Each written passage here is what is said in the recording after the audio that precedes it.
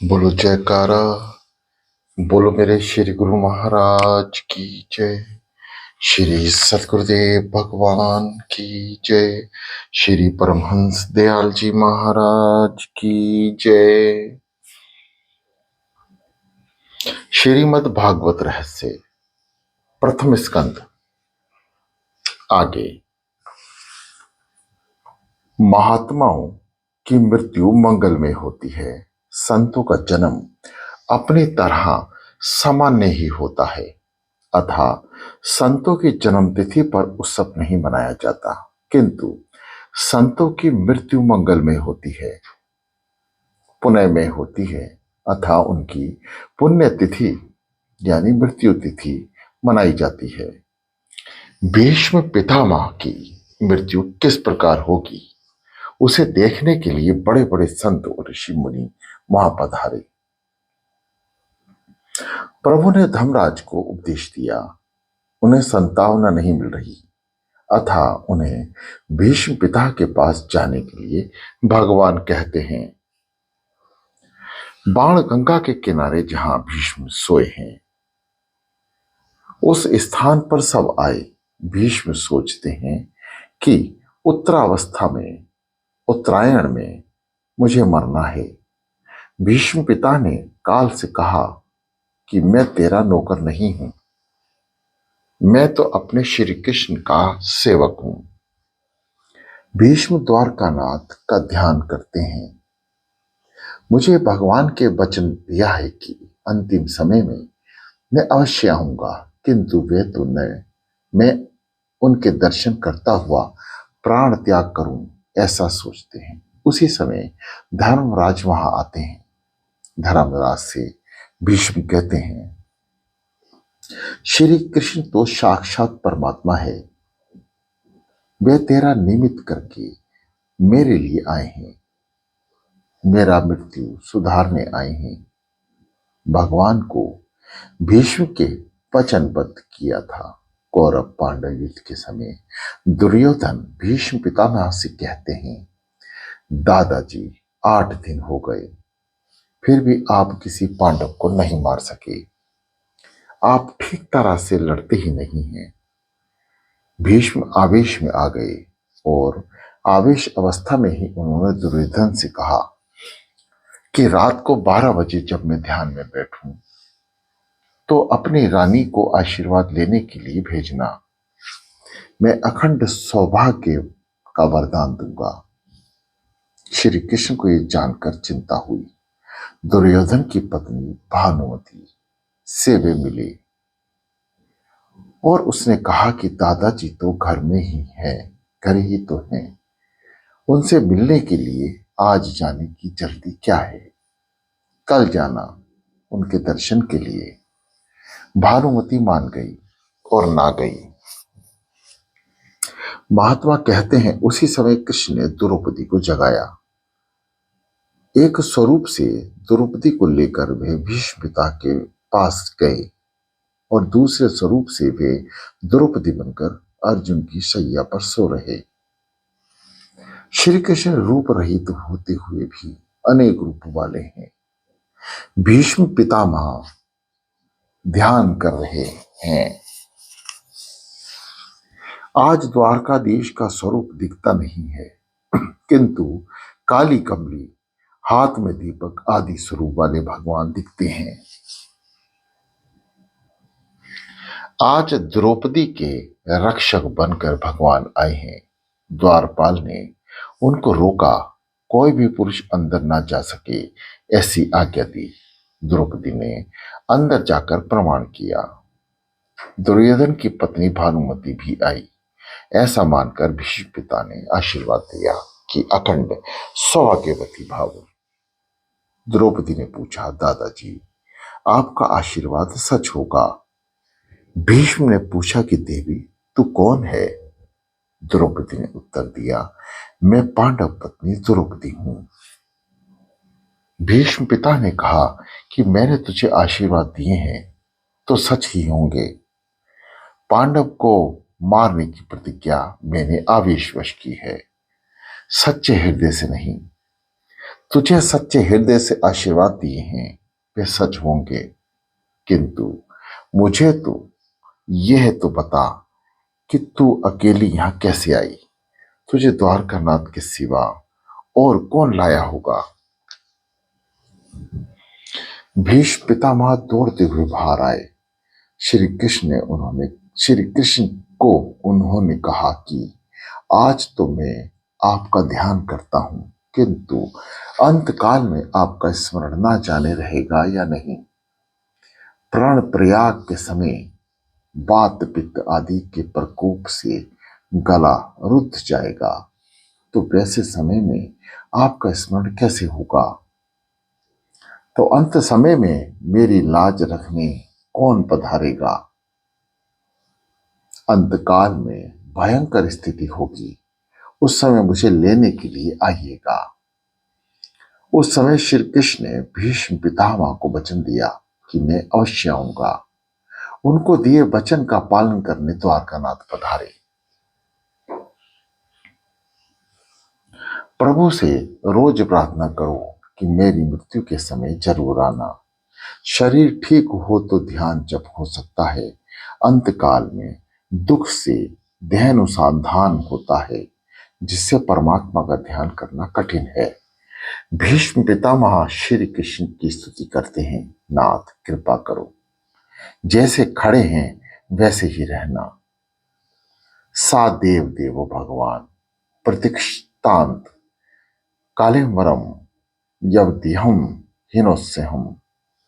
कृष्ण सोचते हैं कि मुझे बैठने के लिए भी नहीं कहा। पुंडलीक की सेवा मुझे याद आती है। तुकाराम ने प्रेम से एक बार पुंडलिक को उल्हाना दिया था कि मेरे विठ्ठलनाथ तेरे द्वार पर आए तो तूने उनका एक कदर न की। मेरे प्रभु को तूने आसन भी न दिया। रोज रोज प्रभु से प्रार्थना करो कि मेरी मृत्यु को सुधारने के लिए आना। शरीर में जब शक्ति हो तो खूब भक्ति करो और प्रभु को मनाओ। श्री कृष्ण कहते हैं, दादाजी इन धर्मराज को लगता है कि मैंने ही सबको मारा है, मेरे कारण ही सबका सर्वनाश हो गया। उन्हें शांति मिले ऐसा उपदेश आप करें। भीष्म पितामह कहते हैं, रुकिए, धर्मराज की शंका के निवारण के बाद ही करूंगा। मेरी एक शंका का समाधान पहले करें। मेरे एक प्रश्न का पहले उत्तर दें। मेरा जीवन निष्पाप है, मेरा मन पवित्र है, मेरा तन भी पवित्र है, मेरी इंद्रियां भी शुद्ध हैं। मैं उनसे ये बात कह रहा हूं जो मन की बातें भी जानते हैं। भीष्म कहते हैं कि मैंने पाप किया ही नहीं है, तो फिर मुझे ये दंड क्यों मिल रहा है। मुझे बाण शैया पर क्यों सोना पड़ा, मुझे अतिशय वेदना क्यों होती है। मैं निष्पाप हूं, फिर वो मुझे क्यों सजा देते हैं। भगवान कहते हैं, दादाजी आपने कोई पाप नहीं किया है, यह सच है। इसी कारण से तो मैं आपसे मिलने के लिए आया हूं। आपने स्वयं कोई पाप नहीं किया, फिर भी आपने अपनी आंखों से पाप होता हुआ देखा। आपने जो पाप देखा उसी की ये सजा है। कोई पाप करे उसे देखना भी पाप है, किसी के पाप का विचार करना भी पाप है, किसी का पाप देखना नहीं, सुनना भी नहीं और किसी से कहना भी नहीं। भीष्म कहते हैं कि यह पाप मुझे याद नहीं आ रहा है, मैंने कौन सा पाप देखा है। श्री कृष्ण कहते हैं कि दादाजी आप भूल गए होंगे, किंतु मैं तो नहीं भूला। मैं ईश्वर हूं, मुझे तो सब कुछ याद रखना ही पड़ता है। याद करें दादाजी, एक बार जब आप सभा में बैठे थे, वहां दुशासन द्रौपदी को ले गया था। आज उस समय वही थे, आप उस समय वहीं थे। द्रौपदी ने कहा था कि धूर्त मैं सब कुछ हारा हुआ पति अपनी पत्नी को दांव पर लगा नहीं सकता, दुर्योधन ने कहा था कि अब द्रौपदी दासी बनी है, इसे निर्वस्त्र करो। उस समय द्रौपदी ने आपसे कहा था कि हारे हुए पति को अपनी स्त्री दाव पर लगाने का अधिकार नहीं है। दादाजी, आप न्याय करें कि मैं जीता हूं या अजीता। उस समय आपने कहा था कि दुर्योधन का अन्न ग्रहण करने से मेरी बुद्धि कुंठित हो गई है, और आप चुप रह गए। ऐसा घोर पाप सभा में हो गया और आप उसे देखते रहे। ये आप जैसे ज्ञानी को शोभा नहीं देता। द्रौपदी का अपमान आप सभागृह में देखते रहे। द्रौपदी को तो आशा थी कि आप जैसे ज्ञानी सभा में है तो वे न्याय करेंगे ही। आपने उस समय द्वादिवश होकर अन्याय को रोका नहीं, अथा निराश होकर द्रौपदी ने पुकारा, हरे कृष्णा द्वारकावासीन क्वासी याद वंदनम कौरवहम परिभूतानाम मां की हम न जानसी केशवम। द्रौपदी की पुकार सुनकर मैं वहां गुप्त रूप से आया था। मैंने सब कुछ देखा। दुशासन द्रौपदी की साड़ी खींच रहा था और आप केवल देखते हुए बैठे थे। सभा में हो रहे अन्याय को आपने चुपचाप होने दिया। इसी पाप को उसी पाप का ये आपको दंड मिल रहा है। भीष्म पिता ने नमन किया।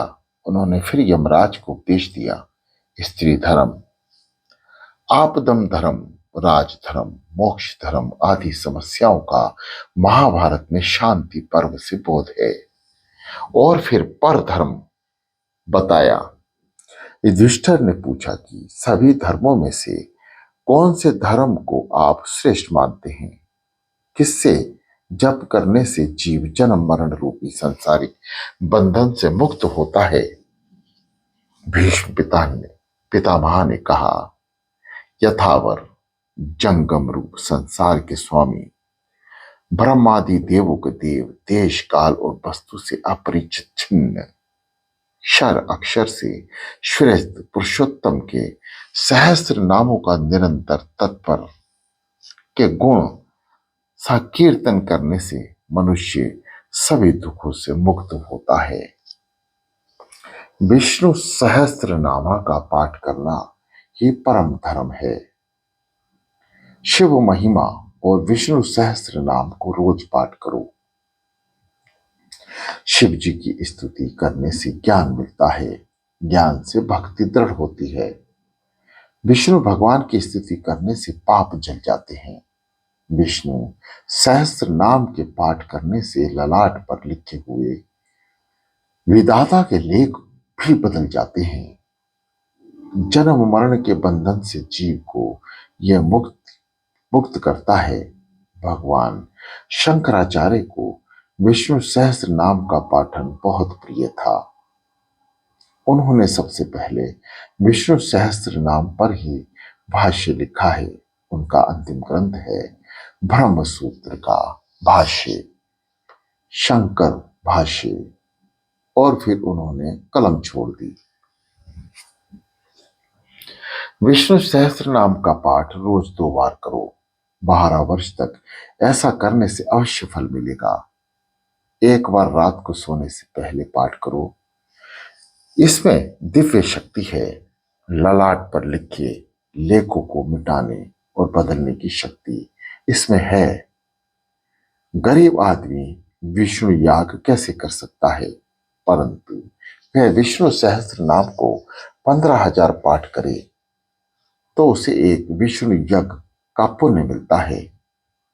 भोजन की भांति भजन का भी नियम होना चाहिए।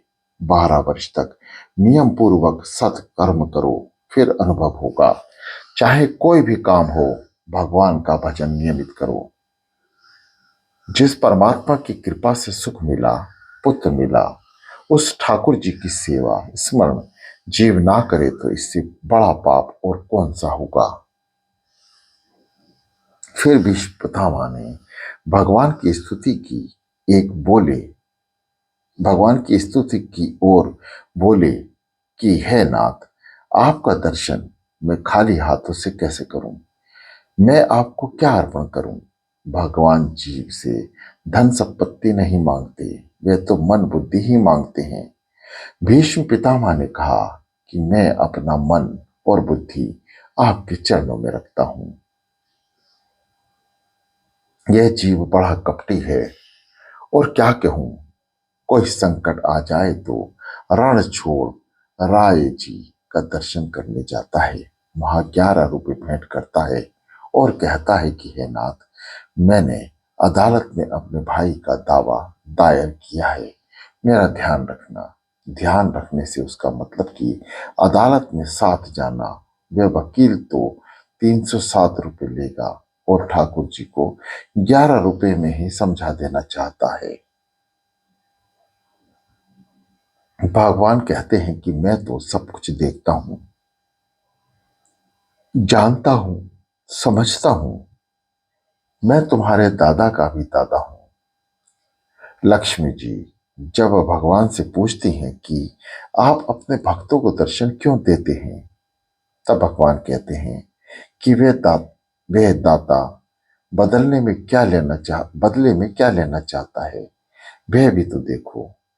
भगवान को तुम अपना मन, अपनी बुद्धि, अपना हृदय अर्पित करो।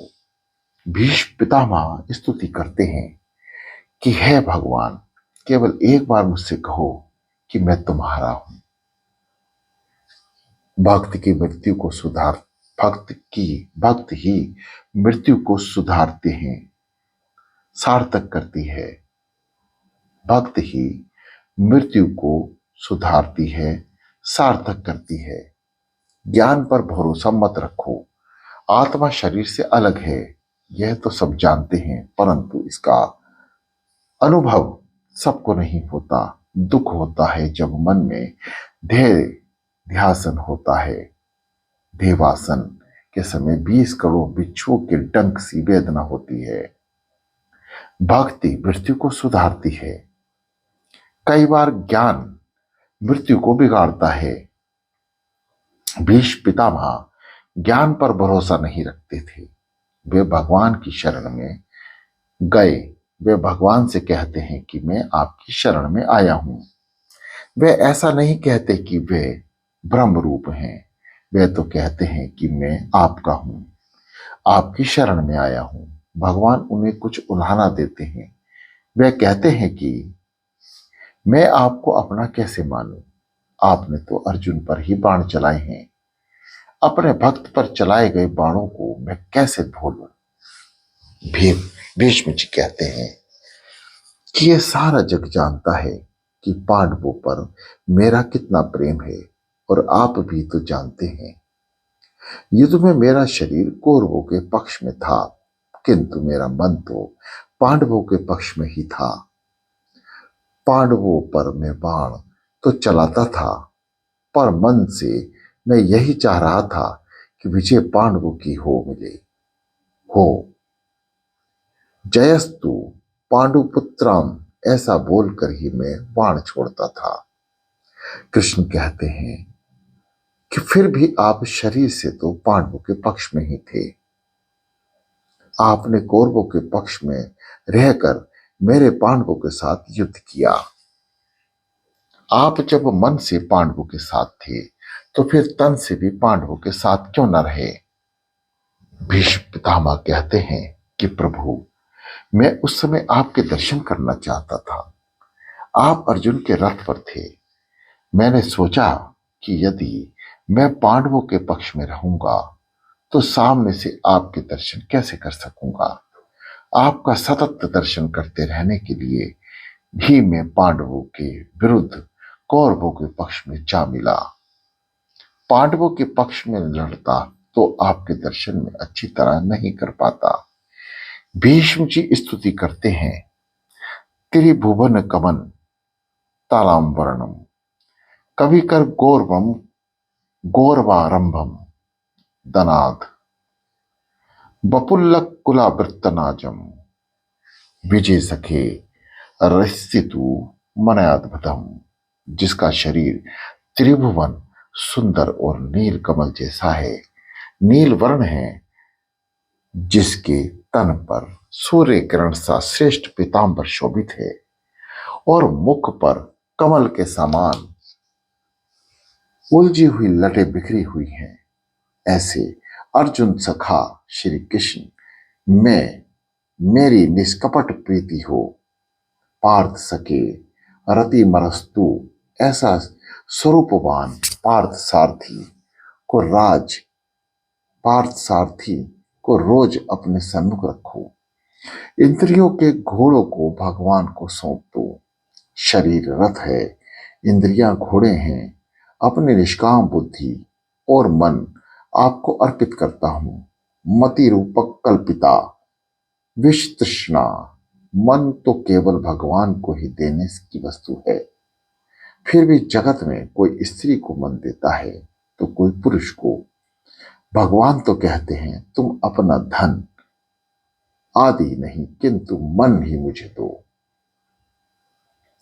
भगवान कृष्ण सोचने लगे कि कि वयोवृद्ध भीष्म पितामह बहुत समझदार हैं, कितना मीठा बोलते हैं। वे जीव जब ठाकुर जी को कुछ अर्पण करता है तो उन्हें बड़ा संकोच होता है। भगवान आगे सोचते हैं कि बुद्धि के समय भी भीष्म पितामह की विलक्षण मूर्ति मुझे याद आती है। उनके मुख पर बिखरी लटें घोड़ों के पांव से उड़ती हुई धूल से मटमेली हो रही हैं और मुख पर पसीने की छोटी छोटी बूंदें झलक रही थी। सुंदर कवचधारी कृष्ण के प्रति मेरा शरीर, अंतःकरण और आत्मा समर्पित हो जाए। प्रभु से प्रार्थना करो कि मेरे शरीर रथ पर आप विराजें। मेरे शरीर रथ पर द्वारकाधीश विराजें। ऐसा भाव मेरे मन करो, मेरी इंद्रियां रूपी घोड़े अंकुश में रह रहें तो प्रभु उनको तुम अकुंठित कर देना। मैंने धुरा आपके हाथ में रख दी है। मेरी इंद्रियों को वश में रखना। मेरा रथ साकुशल पार कर दो। प्रभु की शरण ग्रहण करने वाले का ही मरण सुधरता है। हे नाथ, जगत में आपने मेरी प्रतिष्ठा कितनी बढ़ा दी, मुझे कितना सम्मान दिया। मेरी प्रतिज्ञा रखने के लिए आपने अपनी प्रतिज्ञा छोड़ दी। स्वावनिंगम महापाय मात्र प्रीति जिगमत्र माधिरम कृतम। श्री कृष्ण महाभारत के युद्ध में कोई भी अस्त्र शस्त्र धारण न करने की प्रतिज्ञा की थी। भीष्म ने कहा कि मैं तो गंगा पुत्र हूं, मैं तो ऐसा युद्ध करूंगा कि कृष्ण को अस्त्र शस्त्र धारण करने ही पड़ेंगे। मैं उनसे हथियार चलवाकर ही रहूंगा। भीष्म के बाणों से अर्जुन मूर्छित हो गया, फिर भी वे बाण वर्षा करते रहे। कृष्ण ने सोचा कि यदि भीष्म बाण चलाते रहेंगे तो मेरे अर्जुन की मृत्यु हो जाएगी, महाअनर्थ होगा। मेरी प्रतिज्ञा चाहे टूट जाए। भगवान रथ से कूद पड़े। सिंह की भांति दहाड़ते हुए वे रथ चक्र को लेकर भीष्म की ओर दौड़ पड़े। भीष्म ने उसी समय कृष्ण को नमस्कार किया और भगवान की जय जयकार किया। भक्तों की प्रतिज्ञा पूरी करने के लिए भगवान अपनी प्रतिज्ञा को तोड़ देते हैं। ठाकुर जी की यह भी एक लीला है। भगवान भक्तों का पूरा पूरा सम्मान करते हैं। वह मानते हैं कि चाहे मेरी पराजय हो पर भक्तों की विजय होनी चाहिए।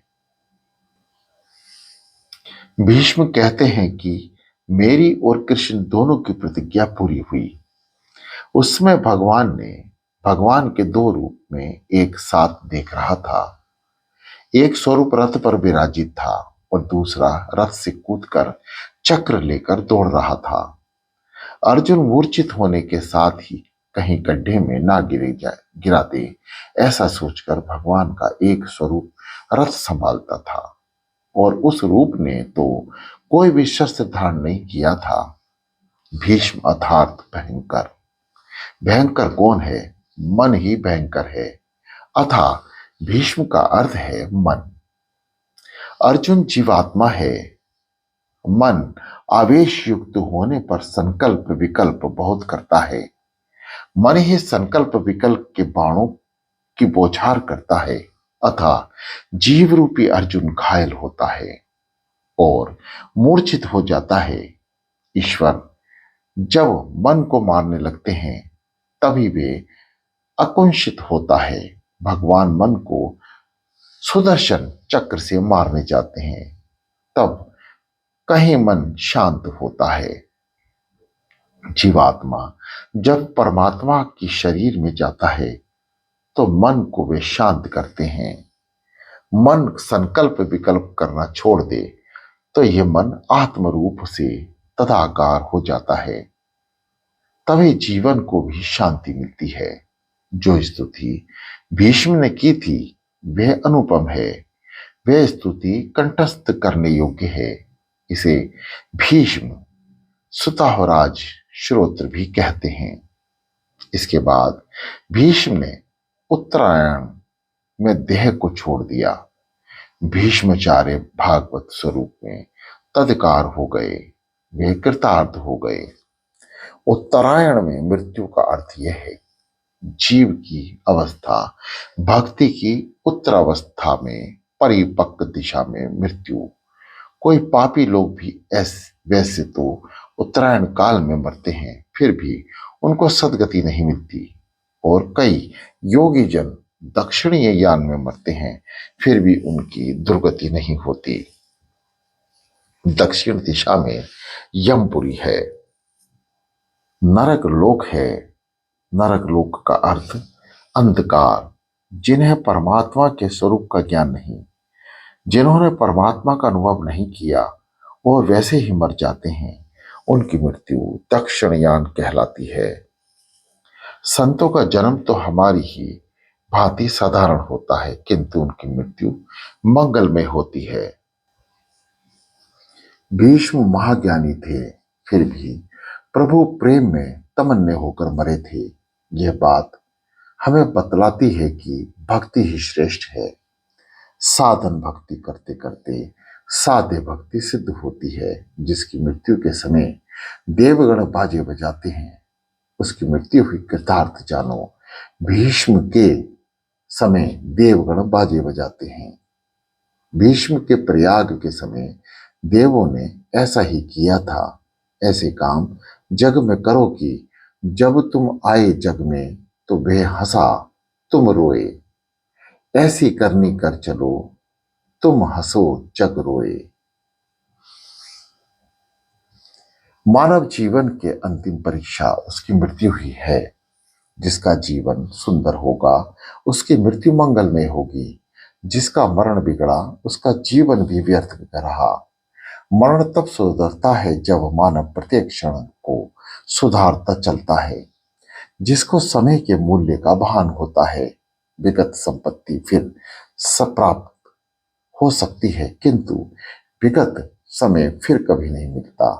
प्रत्येक क्षण का जो सदुपयोग करेगा उसी को मृत्यु मंगल में होगी। कण कण का सदुपयोग करो और क्षण क्षण का भी।